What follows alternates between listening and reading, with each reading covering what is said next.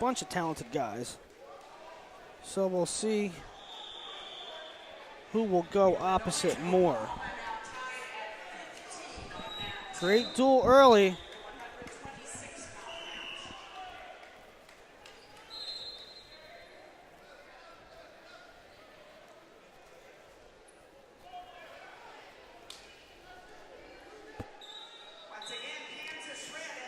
Little hold up here.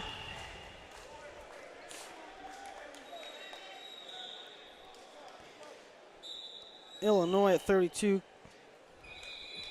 probably will send out Kegan Calkins.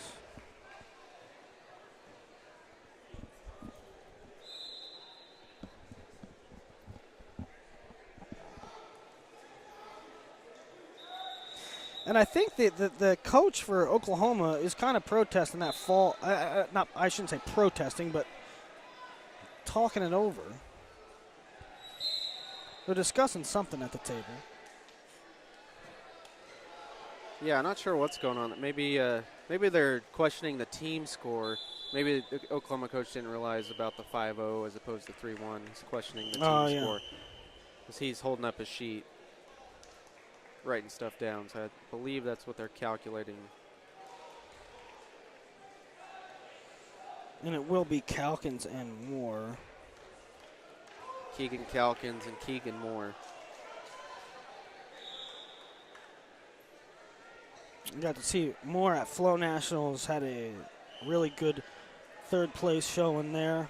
Of course, Moore, the nephew of former Oklahoma State All-American Hardell Moore.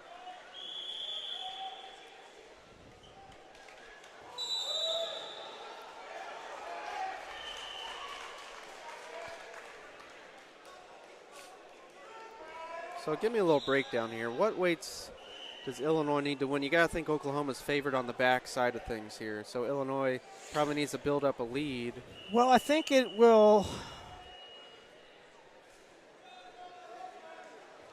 I think Illinois has flexibility, and I think they can make some adjustments going up top where the duel's going to end at 82 or 95.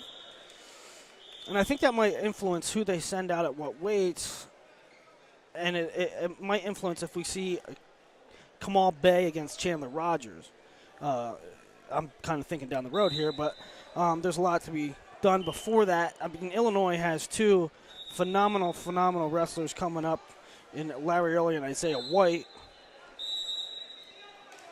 So, it's early. Larry.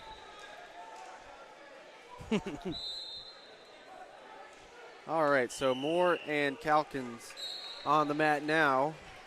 132 pounds, getting things underway. Team score knotted up at 15.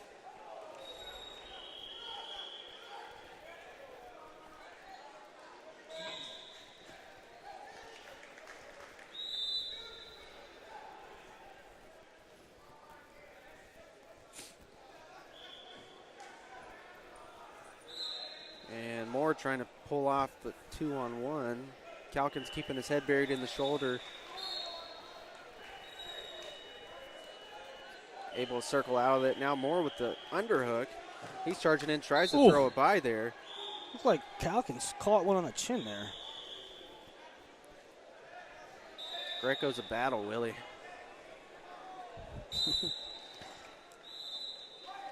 Yeah, Moore's doing a good job controlling the center of the mat. Calkins starting to get his offense going now with 2-on-1 and now an underhook on the right side. You know what stands out to me through the first half of this duel is that I thought Oklahoma would be at a considerable disadvantage as they're going to call Calkins for a passive.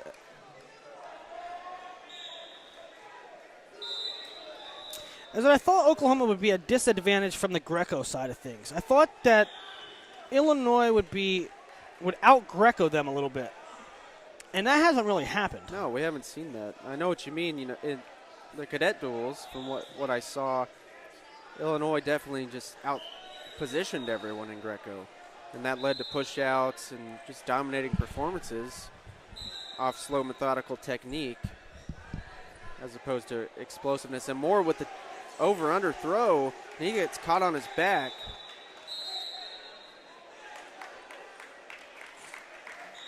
So they're going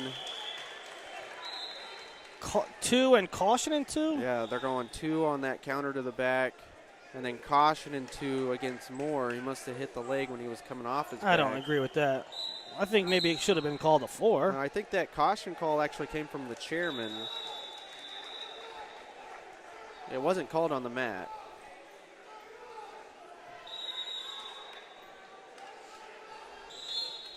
And that's another thing that's tough about Greco and guys that don't wrestle a whole lot of Greco, is that the score, when things get scoreless, when there's not a lot of scoring, there's not a lot of action, or what is considered action in folk style and freestyle, they force things, and that's what I think some athletes do. I think Moore just did that.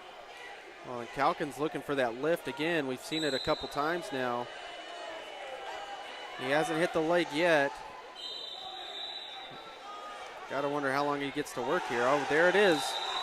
4 more for Calkins. That'll be 8-0. And there it is. 10-0 to score. And it's a tech for Kegan Calkins. Calkins is pumped, man. He breaks the tie. So it'll be 19-15 in favor of Illinois now. And like